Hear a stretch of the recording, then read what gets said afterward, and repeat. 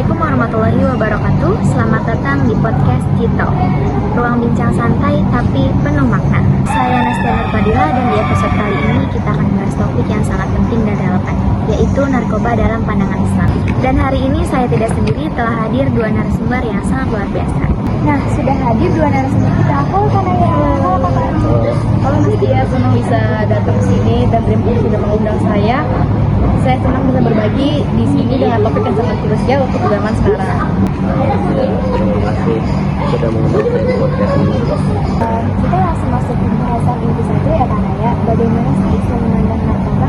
Apakah sudah disebutkan dalam Al-Quran dan hadis? Secara istilah modern, narkoba ini memang tidak disebut langsung dalam Al-Quran dan hadis karena istilah itu baru muncul belakangan Kak. Tapi Islam ini memiliki sifat yang sangat jelas dalam hal ini. Segala zat yang bisa memabukkan, yang bisa merusak tubuh, melemahkan akal, itu disebut khamar dan hukumnya ini haram. Berarti Islam sangat tegas ya Kak dalam menjaga tubuh dan akal manusia. Betul Kak, dalam Islam ini akal adalah nikmat terbesar yang diberi oleh Allah Subhanahu wa Ta'ala. Bahkan dalam maqasid syariat, yaitu tujuan utama dari syariat Islam menjaga akal, termasuk diantara 5 prinsip utama bersama menjaga agama, jiwa, keturunan, dan harta. Terima kasih Kanaya. Sekarang kita geser ke Faruk nih, dari sudut pandang praktis dan psikologis. Bagaimana sih narkoba berdampak bagi remaja? Ya, dampak yang sangat besar dan merusak secara fisik, tubuh menjadi lemah, organ vital bisa rusak permanen.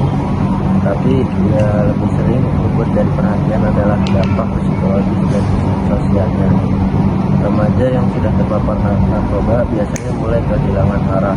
Mereka jadi kehilangan semangat hidup, sulit konsentrasi di sekolah, gampang emosi, dan bahkan bisa mengalami depresi berat. Tak sedikit kasus di mana penggunaan narkoba berujung pada tindakan kriminal atau paling tragis bunuh diri. Mengerikan ya Kak, tapi kenapa ya masih banyak remaja yang masih tergoda dan akhirnya terjerumus? Betul kan dia mengerikan karena salah satu penyebab utamanya adalah pergaulan bebas yang menyebabkan salah umar. Lalu ada juga identitas mereka yang dari diri dan akhirnya salah jalan. Sisi lain kurangnya pendidikan agama dan ketidakhadiran figur panutan juga membuat mereka kehilangan pedoman. Mereka butuh pelarian dari tekanan hidup, tapi sayangnya pelarian itu justru ke arah jalan yang salah. Ya begitu kan dia. Ya, lalu bagaimana kita melihat solusi dari sisi Islam? Apakah yang bisa dilakukan untuk mencegah para remaja ini terhindar dari narkoba? Baik, pertama-tama kita harus mulai dengan akidah dan akhlak sejak dini. Anak-anak perlu diajarkan bahwa tubuh ini adalah amanah dari Allah, bukan milik pribadi yang boleh dirusak seenaknya. Lingkungan juga berperan sangat penting. Keluarga, teman, komunitas harus menjadi tempat yang menumbuhkan nilai positif. Jadi kalau seorang anak yang dalam lingkungan kasih dan visi hidup, maka kemungkinan terjerumus sangat kecil Kak. Dan jangan lupa peran masjid, majelis ilmu, dan komunitas Islam itu semua adalah benteng moral yang bisa melindungi remaja. Kalau dari sisi praktis dan pengalaman lapangan, Kakak punya tips gak sih untuk remaja yang ingin jauh dari narkoba? Ya, tentu ini ada juga agama. Pertama itu punya teman yang sehat secara emosional dan spiritual. Lingkungan positif itu separuh dosa. Yang kedua, sibukkan diri dengan kegiatan bermanfaat, misalnya olahraga dan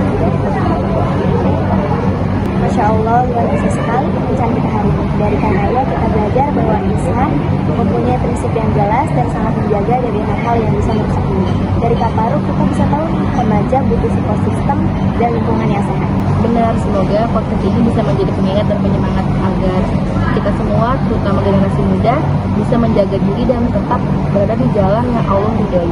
jujur, kita ini terlalu berharga untuk dihancurkan oleh narkoba. Selalu ada pilihan yang lebih baik. Terima kasih Kanaya dan Kak Faruk. Semoga Allah selalu membalas kebaikan kalian. Dan buat kamu sahabat Cito, jangan lupa setiap pilihan kita hari ini menentukan masa depan kita esok. Wassalamualaikum warahmatullahi wabarakatuh.